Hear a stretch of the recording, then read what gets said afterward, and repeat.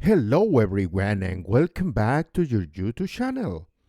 And welcome to this amazing video related to the topic of Introduction to Power System Analysis. As you must be aware, matrix representation in electrical power system is a very important subject. For that reason, the video today is dedicated to the admittance matrix model. In front of you, you have a very interesting example.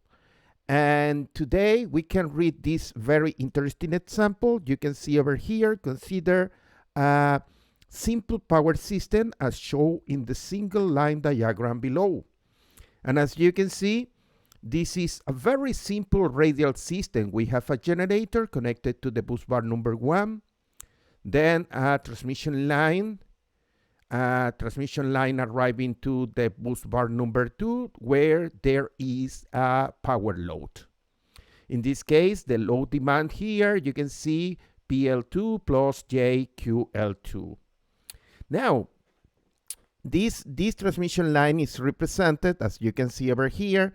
This is the numerical value in per unit of the admittance. The admittance of this transmission line is minus J10, okay?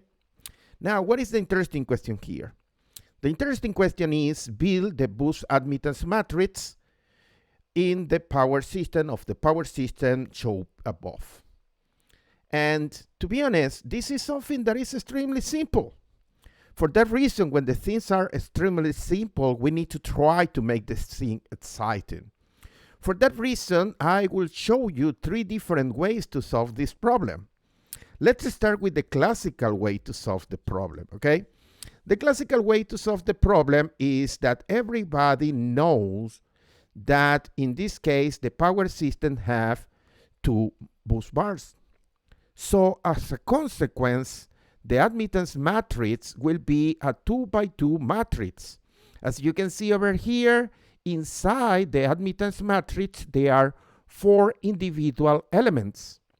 And the idea is that in every single book or my classes, you can learn about how to create the admittance matrix element by element. For that reason, here you have 2 equations. The equation below is showing how to define the main elements or the elements in the main diagonal. In this case, if the index I and K are equal, that means that those terms belong to the diagonal, and the terms outside the diagonal are defined by this equation over here. Extremely simple. For that reason, the next step is write the equation of each single element for the very specific of our problem. In this case, the only admittance that is inside this system is the admittance between 1 and 2. For that reason, the main diagonal is identical. This one and this one, they are identical, and outside the diagonal, we have the same representation. When we put the number together, we obtain here the admittance matrix. And as you can see, the admittance matrix is very, very simple. It's minus 10J here, minus 10J here. Those are the elements of the main diagonal. And outside the diagonal, we have here plus 10J and plus 10J. If we want to use the polar representation, well, it's up to you. I highly suggest that you present the results in both ways. But this is extremely boring. Anyone can do this. What could be the next exciting step? Well, let's verify the calculation using the classical circuit analysis. If you remember, the admittance matrix is coming from the basic circuit analysis.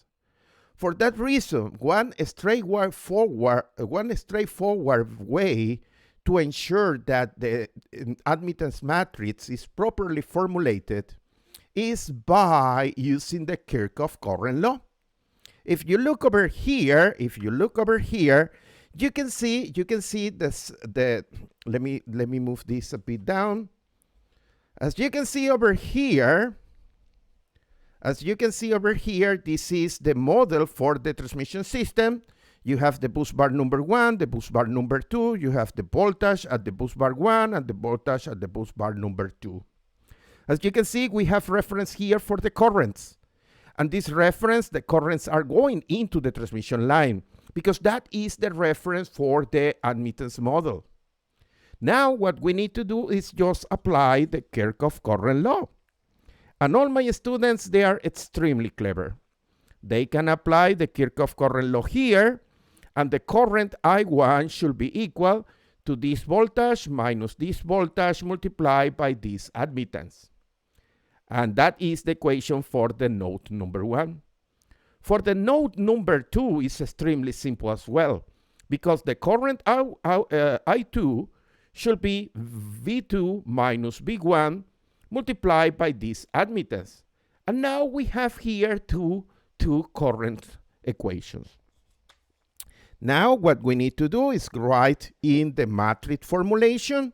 As you can see here, this is the vector for currents, this is the vector for voltages, and voila, here in the middle we have what we call the admittance matrix. For that reason, my dear students, when we put together using the matrix form, you can see that the admittance matrix is the same. Well, using circuit analysis, you can calculate the very basic admittance matrix. But finally, and probably is the most exciting part, because I always reserve the most important part or the most exciting part for the very end. And right now, what I will do is very simple. I show you how to calculate the admittance matrix using two methods. One was using the proper definition and term by term, and the second method was basically using circuit analysis. Right now, what you need to understand is that there are many commercial software available. There are many commercial software available for power system analysis. One of them is PowerWorld. PowerWorld is a very famous software. You can download for free the installer, and you can use this software for educational purposes. And PowerWorld is one of the few software that allow you, commercial software that allow you to see or to retrieve the admittance matrix. For that reason, the most exciting part at the very end of this class, of this video as well, is basically I will show you the admittance matrix using the software PowerWorld. And here we have a screen capture. You can see over here the screen capture. As you can see, is extremely simple. And you can see here the result of the admittance matrix. And you can see that there are some values at the diagonal. And as you can see over there, we have the minus 10J at the main diagonal, and we have the plus 10J at the outside diagonal. What I will do now is I will go to the software and I will show you, because here I put in a very simple way how to show you the admittance matrix, but let's do that using the software. Well, here we are. Right now we are inside the software PowerWorld. As you can see, it's a very user-friendly software. You can see that it's quite graphic and a lot of icons over there. And of course, I loaded the example number 1, admittance matrix version 1. I download this file from my GitHub repository, and I open inside the PowerWorld. However, if you want to learn how to create the system step by step, there is one video on my YouTube channel dealing with this procedure, okay? In this video, I just want to show you how easy it is to obtain the admittance matrix using this software. When you have your power system model ready, what you need to go is, you can go here to case information. There are so many tabs over here. You can see there is one tab for case information, draw single lines, tools, options, add-ons, window, and so on. What you need to do is go to case information. And then you can see here solution details. PowerWorld is a very interesting software for power flow analysis. And as you can see here, one of the interesting matrices that you can find is the admittance matrix. Of course, there are many other terms like the power flow Jacobian and so on. But right now, for this video, I only care about the admittance matrix. After I press the button, few seconds later, you can see over here that you can retrieve the very important, very beautiful admittance matrix. This is the first term. You can see here, this is the self-admittance of the bus bar number 1, and this is minus 10J. And for the bus bar number 2, you can see over here, minus 10J. This is the main diagonal of the admittance matrix. And from there, you can see that also there is the outside the diagonal. This is the plus 10J. And this is the plus 10J. For that reason, we conclude that our calculation of the admittance matrix is perfect. We use 3 different methods to calculate the admittance matrix. We use the element by element definition, then we use the circuit analysis, and we close this amazing video today using or verifying our results using the software. And in this case, we use the famous software that is called PowerWorld.